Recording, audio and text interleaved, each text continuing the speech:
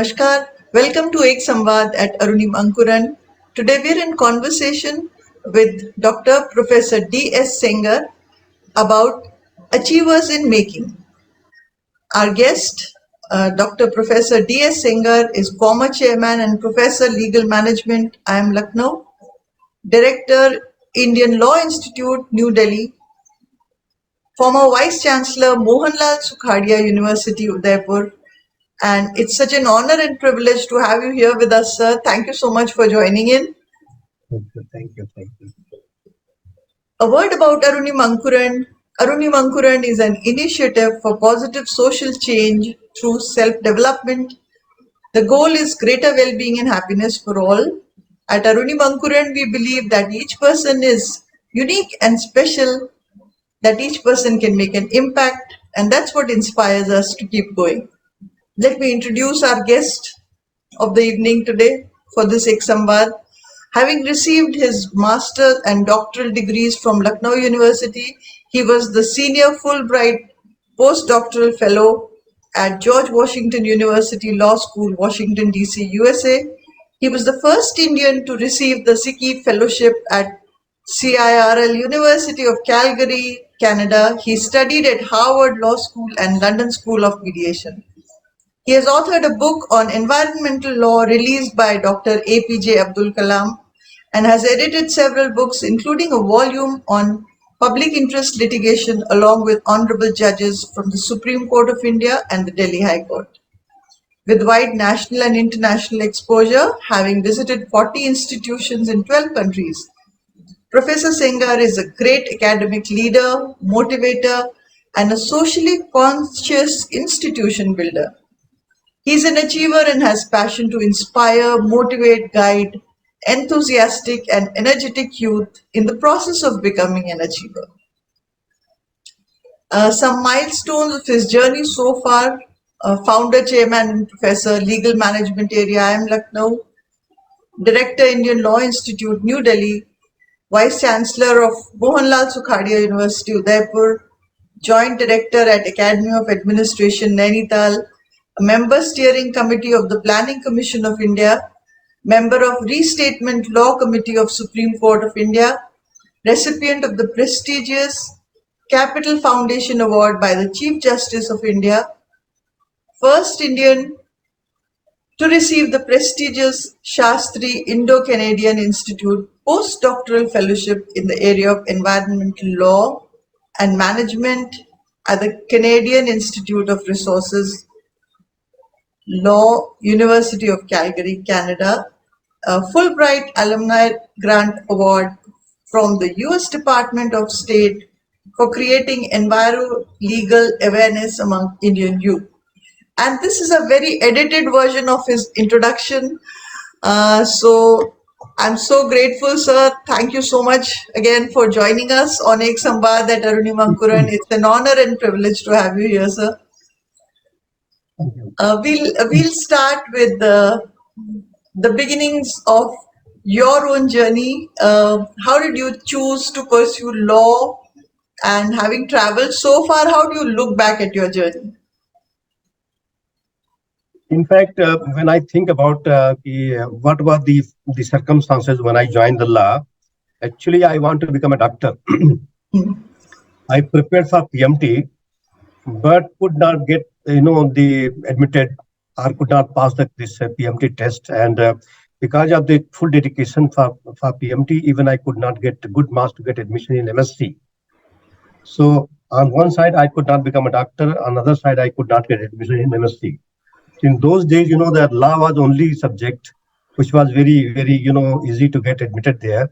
And when we used to say if you are not doing anything, you should do the law. So that it was मजबूरी थी. मुझे अच्छी तरह से याद है कि मैंने LLB का एग्जाम जो दिया था उसमें 5 क्वेश्चंस में से जो है 2 का जवाब इंग्लिश में किया था, 2 का हिंदी में किया था, और आधे का इंग्लिश में, आधे हिंदी. इस से मैंने अनविलिंगली लॉ को पढ़ा था, अनविलिंगली. लेकिन जैसे जैसे पढ़ता रहा, फिर इस तरह से LLB पास हो गया. फिर मुझे इंस्पिरेशन मिला कि LLM अगर आप कर लेंगे तो टीचर बन जाएंगे. तो मेरे पास कोई साधन नहीं था, तो मैंने कहा चलो करते हैं. So that's why I intend to the line of the law, and then I did my LLM, then I my doctorate.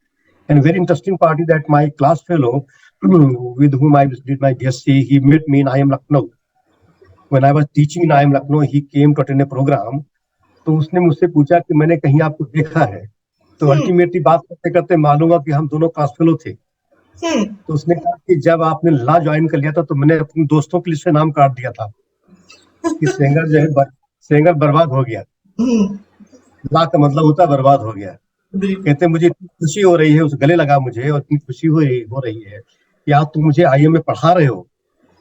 And that time he was an IFS officer, he was director energy board from I think some state in Himachal Pradesh, I think so. So that the journey is not willingly, but I accepted as such that God has given chance to me. So in that area, I keep on doing the LLM, the lecture, and from beginning lecture, it was an ad hoc appointment, and we solution got terminated after 9 months. And you will surprise on that I fought against the decision of the state government. And there's a termination of about the 300 lectures all over UP in 40 institutions, 40 government degree colleges. And I was the first person to file a case against the decision of the government. I won the case. Wow. So can you think about, I was working in Tibet border. I was in Gopeshwar Chamoli. This is the last district of Uttar Pradesh and the government of Bharat Sarkar. तो वो जो वहां से मैं struggle किया कि आप सोच सकते कि मॉर्निंग बस चलती थी सुबह 5 बजे और शाम पहुंचती 7 बजे शाम पहुंचती थी हरिद्वार। वहां से मैं पकड़ता था ट्रेन वहां के लिए इलाहाबाद के लिए, रात भर ट्रेवल करने के बाद वहां पर मैंने जो है 1 हफ्ता रह करके एक वकील छांटा मैंने, who can lead my case, and ultimately I won the case. And government was bound to regularize our job. और उस केस के बाद यूपी में जितने भी 1982-83 की बात है, ये बहुत सारे लोग एडहॉक अपॉइंटमेंट थे पूरे यूपी में, they got regularized based on the decision taken in my case. So that is, and you can think about I took law unwillingly, but yes. I think it was destiny. God ने मुझे कहा था, और उसी के बाद में जो है I got fellowship from government of Canada. I became the first Indian. It is only because of law. And once I become achiever to win a case, then I got a fellowship from government of Canada, and then again, that you have seen the profile only in the field of law. And I was instrumental to establish Department of Legal Management IIM Lucknow. I was invited, that time I was teaching IAS and IPS officers in Nainital. So from there, I was invited by Director IIM Lucknow to establish Department of Legal Management. There I taught, my students in IIM Lucknow last about 2 decades. Wow. And I trained judges. I trained about 700 judges in IIM Lucknow. This is unique, feature of IIM Lucknow because of my legal background. So that way I entered into field of law from the medical to law, and then I'm enjoying. Actually, I become the director of the Indian Law Institute, which is supreme institute in the whole country. It is different from the law school. It was established by first president of India, and it's president Chief Justice of India. Actually, I was interviewed by first Chief Justice of India. I have interaction before becoming the director of the Indian Law Institute. My name was recommended by a high-profile committee, consisted of a senior judge of Supreme Court of India, and the Attorney General of India, and Chairman University Grant Commission of India. This committee recommended my name, and then Chief Justice of India took my interaction. I'm saying just like you can say a small interview, and then I became director of the Indian Law Institute. It is in front of Supreme Court of India. It is known as a brain trust of the Supreme Court of India. Wonderful. तो sir ये जो journey है, देखिए, जहां से somebody got into law incidentally and then achieved such great heights, तो आपने अपने करियर में कुछ ना कुछ जरूर ऐसी परस्यूट्स होंगी, ऐसे हैबिट्स होंगी, ऐसे कुछ ना कुछ डिफरेंट कर रहे होंगे आप, so that you could achieve so much. So share that story with us about how you became such a high achiever from having drifted into law. This is a very interesting question because when I remember my past, तो मुझे अच्छी तरह से याद, मैं 7th class में पढ़ता था जब अपने गांव में, तो संस्कृत का मुझे पढ़ने का बड़ा शौक था, संस्कृत। तो संस्कृत पढ़ने के कारण जो है कि मुझे बड़े अच्छे नंबर भी आते, संस्कृत में आते थे। तो मैं फर्स्ट लाइन बैठता था क्लास में। तो गर्मी के दिन थी, लू चल रहा था, तो बीच में जो है आंधी जैसे नहीं होती, आंधी आती है, उसी आंधी के साथ साथ में टीचर साहब इंटर करते हैं क्लास के अंदर, संस्कृत के टीचर। और जब तक मैं आंख आंख से धूल जो है निकाल रहा हूँ, तब तक वो मेरे पास आकर के मुझसे किताब ले लेते हैं, मेरी किताब ले लेते हैं। और उसमें मेरे मुंह से निकल गया कि अपनी किताब लाते नहीं, मेरी किताब ले लिया।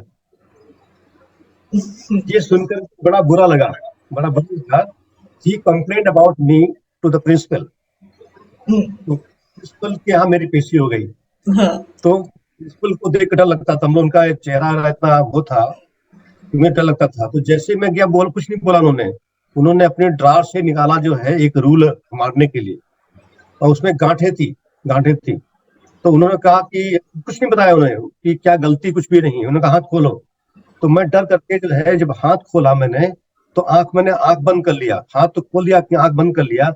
फिर मैंने मुंह मोड़ा तो एक तरफ दीवार पे लिखा हुआ था, अनुशासन ही राष्ट्र का जीवन है।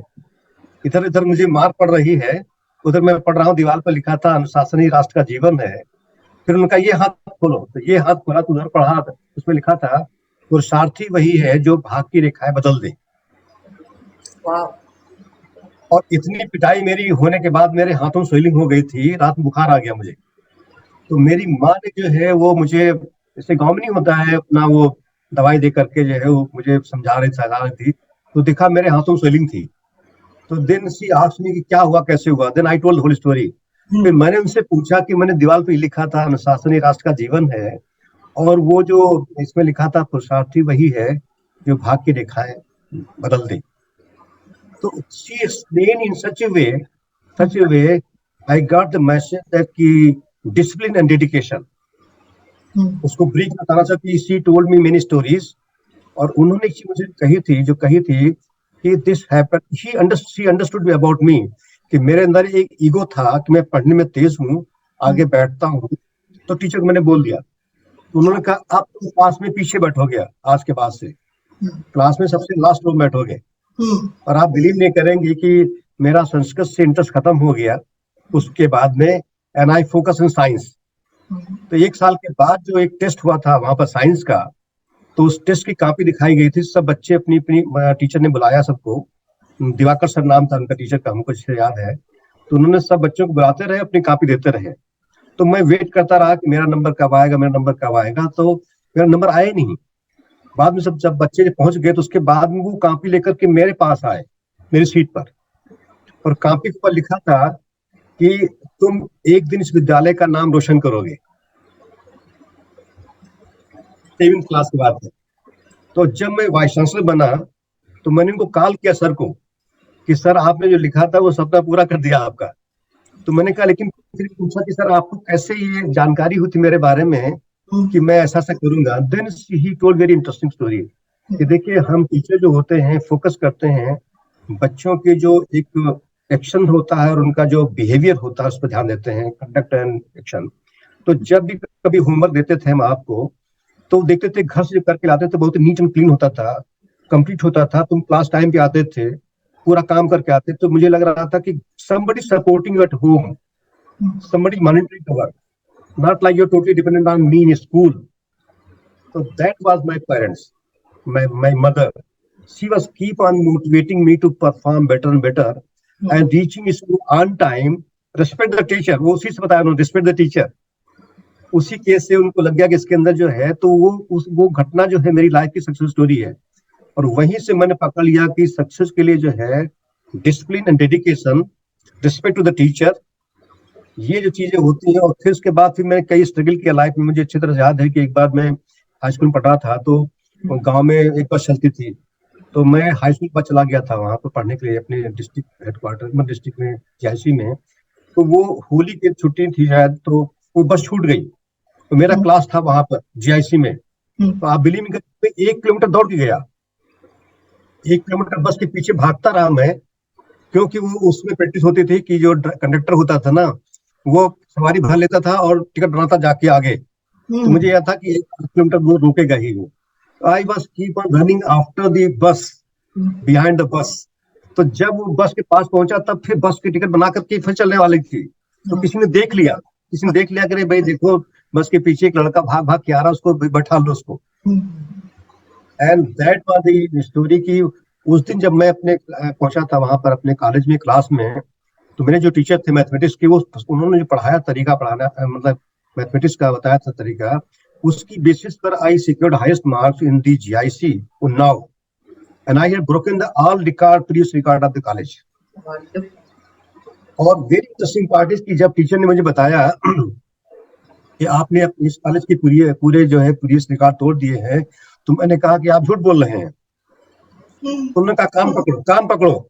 अब वहां सीन था कि एक तरफ मैं टॉपर था, कान पकड़े खड़ा हुआ था वहां पर, तो लोग देख रहे कि हुआ क्या है। तो he was teaching me, even at that time I got lesson कि मैं कितना उतावला हो गया था सक्सेस पर, कि मैंने टीचर्स कह दिया आप झूठ बोल रहे हैं, तो उन्होंने समझा दिया काम पकड़ो। तो ये इस तरह का जो है कि जो जो एक स्टोरी की जो बताया आपने, पूछा सक्सेस के पीछे रीजन क्या रहा, वो मेरी मदर का जो एक जो प्रीवियस जो कहते हैं कि लर्निंग जो थी, अर्ली लर्निंग थी कि respect the teacher, give the full 100% dedication to the your studies and be disciplined. तो क्लास को ना छोड़ना, क्लास के अंदर फुल 100% देना और टीचर रिस्पेक्ट पे करना, that become my steps for success. फिर बाद में तो हुआ कि आगे चल के पॉजिटिव माइंड सेट और ये ट्रस्ट इन गॉड की जो अच्छा का विश्वास करता अच्छा करता है, हेल्पिंग द पुअर पीपुल, उनकी ब्लेसिंग्स क्या होती हैं, all these things, you know, these I learned from my parents, and then I pursued step by step. मैं चलता रहा, आगे बढ़ता रहा। So, sir, when you look at today's generation, what is the feeling you get? आपको कैसा लगता है इनको देख के? अब मैं क्या कहूँ, मैं पिछले 40 साल से टीचिंग में हूँ, और मुझे तो देखिए ऐसा है कि I observe very closely to the students and parents also. मेरे पढ़ाए हुए विद्यार्थी जो हैं हाई कोर्ट के जज हैं, आईएम के प्रोफेसर हैं मेरे स्टूडेंट, जिनको मैंने पढ़ाया है। अभी क्या है, एक तो दो पार्ट बड़े इंपॉर्टेंट होते हैं कि देखिए, एक पेरेंटिंग का पार्ट होता है। बताया ना मेरी सक्सेस स्टोरी क्या रही, कि parenting plus learning from my primary school teachers. उन टीचर ने मुझे इतना मोटिवेट किया था, उनका जो ड्रेस सेंस होता था आज भी मैं उनको फॉलो करता हूँ। So smart looking. तो अर्ली स्टेज में मैंने सीइंग इज बिलीविंग, मुझे किसी ने कहा नहीं था, तो मुझे लगता था कि इतना अच्छा मुझे एक टीचर होना चाहिए, इस तरह से ड्रेस होना चाहिए, अपने को कैसे केयर करना चाहिए, बच्चों को मोटिवेट करना चाहिए। तो पेरेंट्स में जो मेरी माँ का जो ये रोल था मेरे उसमें, मुझे लगता है आज की माँ के पास ना तो इतना टाइम ही है, और शायद एक और पार्ट था कि मेरी मदर की जो थी अर्ली एजुकेशन थी, जो मेरी नाना जी बताई थी इनको, she carried along with, because she herself wrote a book. उनकी मेरी माँ ने भी किताब लिखी, उसको भी रिलीज किया president of India Pratibha Patil ji ने। उस बुक का नाम आत्मसात है। बाद में आईआईसी में डॉक्टर आईआईसी दिल्ली में डॉक्टर करण सिंह और अशोक वाजपेयी, जो ललित कला अकादमी के चेयरमैन थे, वाटरमैन ऑफ इंडिया जो थे आपके राजेंद्र सिंह, और ये गांधी पीस फाउंडेशन की जो थी वो सरला बहन थी, इन सब की प्रेजेंस में वो बुक भी रिलीज हुई आईआईसी में ही। तो मुझे लगता है कि she was caring some values, so I got something in the form of DNA. तो मुझे तो कुछ मिला। फिर उसके बाद मेरी जो घर का एनवायरनमेंट था, स्कूल का एनवायरनमेंट था, वो सप्लीमेंट किया। और फिर मेरी डिजायर जो थी, मेरी डिजायर थी to achieve something, to achieve the goal, I feel more happy. तो मुझे लगता है कि ये जो तीन चीजें हो गई ना, कि parenting plus early learning by teachers and then desire, your own desire, तो ये थोड़ा कहीं मिलता है, क्योंकि उस समय इतने डिस्ट्रैक्शन नहीं थे। तो मुझे लगता है कि अपने काम को ठीक से पूरा करना, उसमें सक्सेस करना। सेकंड क्या होता है कि I was very choosy about friends, very important. दोस्त बनाने के बारे में I was very choosy, and I was not preferring anyone who appreciate me, but who appreciate my qualities. तो वो एक तरह मुझे इंकरेजमेंट मिलता था कि मैं और अच्छा करूं। तो उन दोस्तों का बड़ा रोल रहा। आज बच्चे जो है ये जो फ्रेंड्स बनाते हैं, मैंने आईए में देखा कई बच्चों के साथ में डिफिकल्टी आई, they come to me as for counselling. I simply ask who are your friend, how they become your friend. I should know, change the process here. Now you should make friend. Don't become friend. Now you should select this friends of your choice here. तो एक लड़की थी तो about to fail होने वाली थी, she got a gold medal because of this process. I said that the subject in which you are weak, identify the student who topper in that one. Never share with him.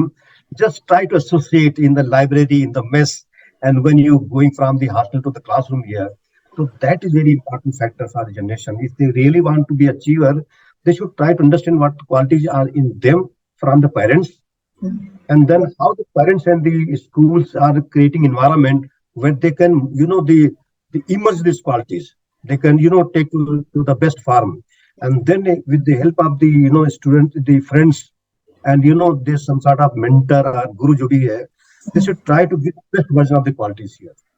अपनी qualities को पहचान करके जो है उस पर काम करना है. जैसे मुझे अगर मान ली अच्छा गाना गाना आता है थोड़ी देर के लिए, उससे मुझे पढ़ने लिखने बहुत शौक था. तो मैं अपना एग्जाम्पल देता हूँ कि जब मैं गर्मी छुट्टी होती थी तो मेरी माँ जो है कहती थी कि जो है वो इन लेबर से काम करना है, तुमको काम कराना है, तो मुझे बताना शाम को क्या क्या काम कराया है. तो रिस्पॉन्सिबिलिटी फ्रॉम वेरी बिगनिंग. आज बच्चों को जो है पेरेंट्स रिस्पॉन्सिबिलिटी देते ही नहीं. खाने के बारे में होता है कि जो कभी पूछते नहीं थे हम लोग खाना क्या बना हुआ है, खाना खाते थे. आज क्या माँ पूछती है कि क्या खाओगे. Is no choice. तो ये जो पार्ट है ना कि अभी जो है हमारे पेरेंट्स के साथ में कि they don't have quality time for the children first of all, and they given lot of liberty in going anywhere the place of they like the making friends. तो ये जो पार्ट होता है डिसिप्लिन, ये भी पार्ट डिसिप्लिन का ही होता है कि the children should be meeting का जो भी मेरे अंदर माइंड है मेरा, ये वही है जो हम पढ़ते हैं, सुनते हैं, देखते हैं, बातें करते हैं. तो शरीर वही है जो हम कुछ खाते हैं, उससे ग्रोथ होती है. तो if you not particular about my food habits, we are not caring for our friends, so we should not expect something big. If you want to become an achiever, you should be very, very careful. I'm talking about the parents, and when we become adult, they should be told from very beginning. So I was lucky that I was given responsibility from very beginning. मुझे इतने काम दिए जाते थे कि मुझे escape करने का मौका नहीं मिलता था. तो एक अर्ली स्टेज पे जो है मुझे एक रिस्पॉन्सिबिलिटी दे दी गई थी. और सेकंड क्या होता था, कभी फूलों के बारे में कि पेड़ लगे सूखने न पाए, कभी गाय का दूध निकालना है, कभी गाय के बछड़े को ध्यान देना है. तो they try to involve me. ये बच्चों के साथ नहीं हो पा रहा आजकल. आज के पेरेंट्स जो है बच्चों को लोग ये काम देने के बजाय जो है उनको उनसे काम दूर रखते हैं. वो आया से काम करा लेंगे या लेबर से काम करा लेंगे, बच्चों को इन्वॉल्व नहीं करते हैं. तो बच्चे के अंदर सेंस ऑफ रिस्पॉन्सिबिलिटी नहीं आने पाती है. तो बच्चे they have more time to go here and there. If they are working with the parents are they are involve in something, some creative activities होती, कम्युनिटी सर्विसेज होती हैं, पेरेंट्स जाए उनको लेके जाए तो बट नेचुरल काम टाइम कम मिलेगा उनको. But I do not know कि कई बार ऐसा होता है पेरेंट्स को पता भी नहीं होता है. I should not blame. जब पता ही नहीं, आपको नहीं पता, आपके टीचर को नहीं पता, तो क्या बताएंगे बच्चे को. बच्चा तो वही सीखेगा जो पेरेंट्स को पता होगा या टीचर को. इसीलिए this is the era of the counsellors. बच्चों बच्चे जो है माँ को जो है प्यार की तरह मानते हैं, इस is meant for love and affection, और पापा को मानते हैं एटीएम मशीन की तरह पैसे देने के लिए. तो ये जो पेरेंटिंग का पार्ट है, अगर मतलब ऑनेस्टली अगर माँ के पास टाइम नहीं है या उसके अंदर इतना एक मैच्योरिटी नहीं है कि हाउ टू, तो बच्चे बड़े इंटेलिजेंट हो गए हैं कि if they are not able to handle them properly, they must they identify one counsellor और one good teacher who should teach the values. Subject के लिए तो होता ही है, how to communicate, how to negotiate, how to connect people, how to pay respect. These things should be taught by someone who knows it. ये चीजें missing है, ये चीज मिसिंग है. बच्चों में देखता हूँ एयरपोर्ट जो बातें करते हैं, उनकी बातों में क्या होता है, they talk about girlfriend, boyfriend of others. They talk about the food, hotels. They talk about the pictures. They talk about the sports, but they never talk about yeah, I have done this achievement, I have done this one, I contributed there, I helped someone here. I never heard this thing. So that's why I got a motivation to know. I spent some time. It was motivation of Abdul Kalam Sahab also. He said, Singer Sahab, Professor Singer, everybody not lucky to be in IIM. Everybody not as a student and professor. So please go beyond the IIM, help the people, tell them how you reach there, how you find the difference between your student and the student of other institution here.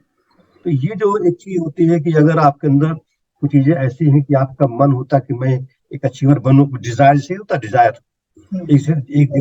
एक डाल बैठता है ना, से बंदर बैठता है, डाल बैठता है, फिर देखता दूसरी डाल की तरफ हो, जंप कर देता है.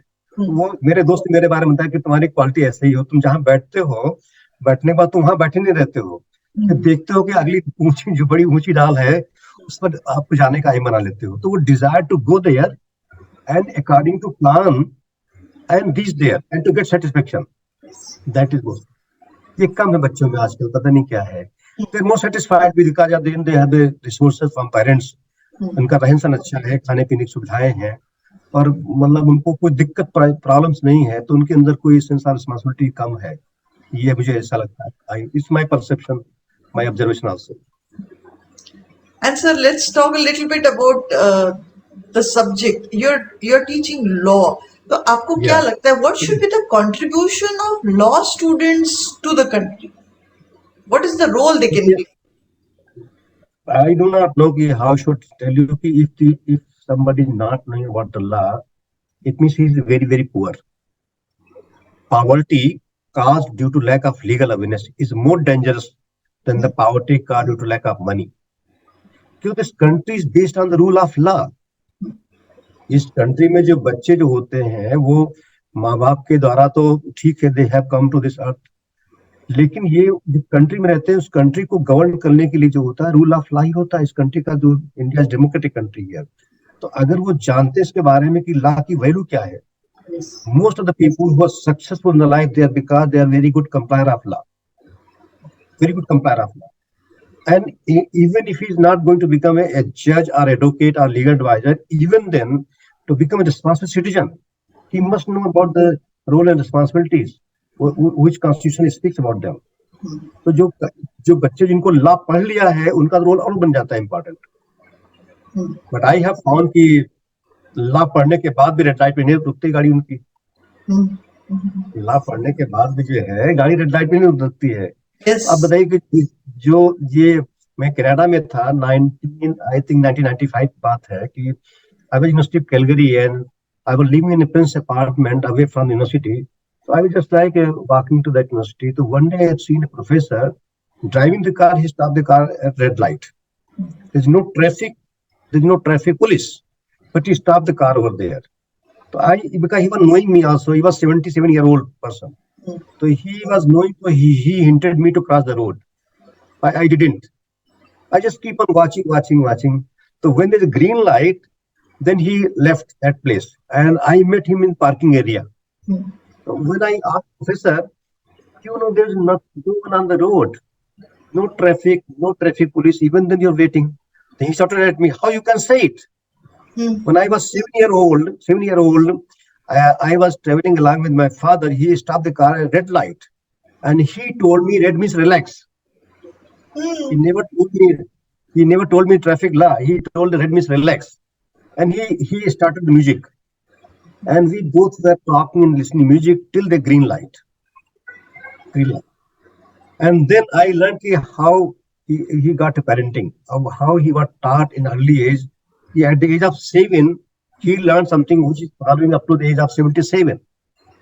और इसका जो सिलेबस सुनिए मेरे वेरी इंटरेस्टिंग पार्ट कि मेरा एक अपना स्टूडेंट खुद जो है IIM का स्टूडेंट जो है, he was requesting me to go to one alumni meet in Delhi.